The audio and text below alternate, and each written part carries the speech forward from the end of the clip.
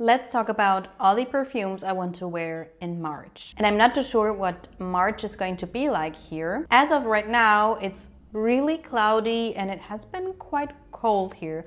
But no matter what, I'm going to wear those perfumes, I'm quite sure. Let's start out with the one I actually have been wearing. And this is a dent of just a couple of days, which is insane. This is Bo-Bo by Carner Barcelona. They asked me if I wanted to try any of their perfumes. And I had this perfume discovery set from them from a long time ago. And I remembered that I liked this perfume so much. And I did not want one of those really big bottles. So I just asked for a very small bottle, which I think is 15 milliliters. But I mean, I would love to have like a middle size, like a 30 milliliters, 40, maybe even 50. But this one is going to be used up by the end of March, I'm quite sure. So, oh my God, this is so nice. It's just something that is right up my alley. This has main accords of citrus, white floral, and musky. And it has mandarin in here, bergamot, orange flower, lily of the valley, which is actually quite prominent for me, musk, amber, and it's just one of those very clean, fresh perfumes. It's, as I said, mainly for me, the lily of the valley, a little bit of the orange blossom, but just a tiny bit of a creamy jasmine, loads of those citrusy fruits, such a happy, fresh scent, and then almost like a creamy dry down. Because of the quite heavy base, vetiver, amber, and musk can also be like that, it's quite not beastly, but it's quite strong. If you look at those fresh, clean scents, a lot of them are gone within 30 minutes on my skin at least. And this one, I spray once in the morning and even until the afternoon I can smell myself. So I don't know what's going on because I have quite a lot of their perfumes and they tend to be a little bit more weak when it comes to performance. This one, no. The next one is Dear Sky by Ellis Brooklyn. It is a perfume DNA I like a lot and I'm going to wear, but I'm a little bit disappointed by the perfume brand because it smells very generic. It smells a little bit designer. And I don't know, with this brand, I was just hoping for something a little bit more niche, especially for the price point. This one is floral, green, and aromatic, they say. I would say it's mainly sweet, super sweet, fruity floral. It reminds me a lot of a Britney Spears perfume. You know, I love my Jungle Fantasy. That one is one of the freshest perfumes from her line, but it's still a melon, yuzu scent with aquatic florals.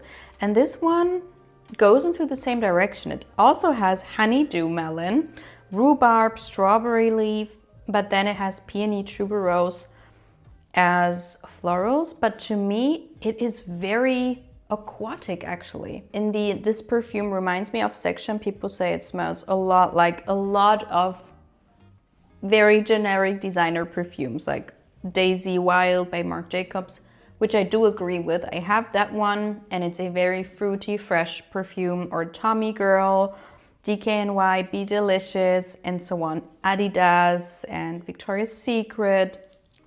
Yeah, so you know how it smells like basically by just listing those perfumes. It's a generic, likable, fruity, fresh perfume. Am I going to wear it? I will.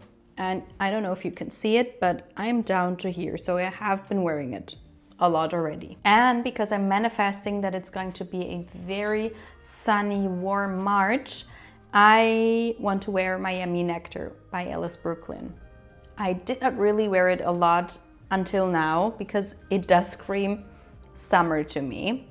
And it's similar to the Dear Sky one, whereas it's nice, it's fruity, it's fresh, but it smells quite generic and designer-like. You know, this DNA of almost something like Burberry Goddess for me is a perfect example of a beautiful perfume that does have something designer-like to it. I don't know what it is exactly, but anyway, for that reason, it doesn't really smell like a niche perfume, because in my mind, I have the Core collection by Ellis Brooklyn, the Honey one, the Après one, and others that are a lot more niche smelling and more unique. This one has main accords of tropical, fruity, and sweet, and I would agree. It has coconut water, pineapple, frangipani, again, lily of the valley, vanilla, and yeah, I would say it smells a lot like Alien Goddess by Mugler. It's coconutty, it's floral, but again, this perfume reminds me of section is filled with Victoria's Secret perfumes and Bath & Body Works mists. And that's it. It's not a very elevated perfume.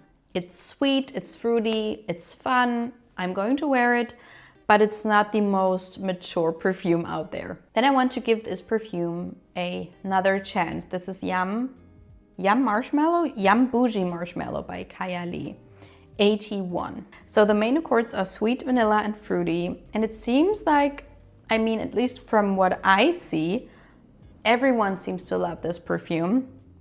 And I am not one of those people until now. I don't know.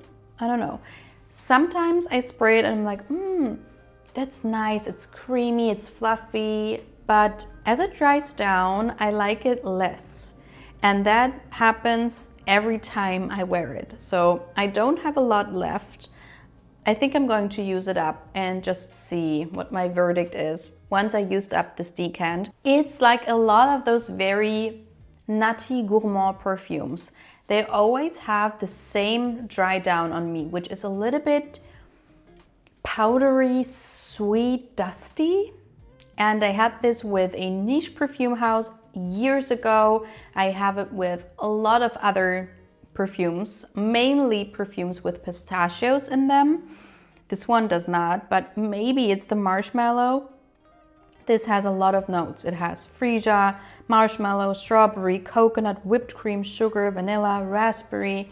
But yeah, it's nice, it's light, it's fluffy. It does smell like a very synthetic strawberry marshmallow to me. It's quite creamy, but it's not very dense. It's very light and airy, actually, like a marshmallow.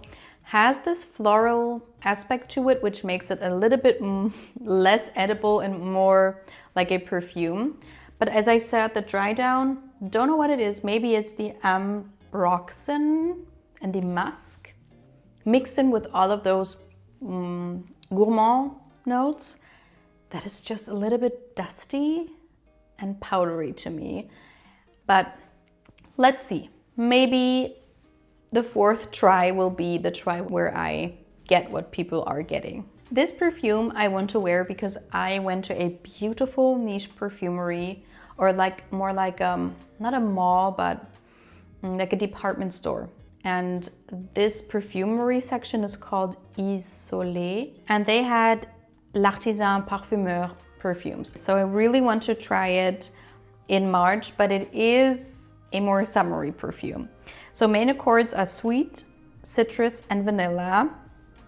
And it has perfume notes of mandarin orange, bitter orange, orange blossom, jasmine, caramel, vanilla, tonka bean, sandalwood.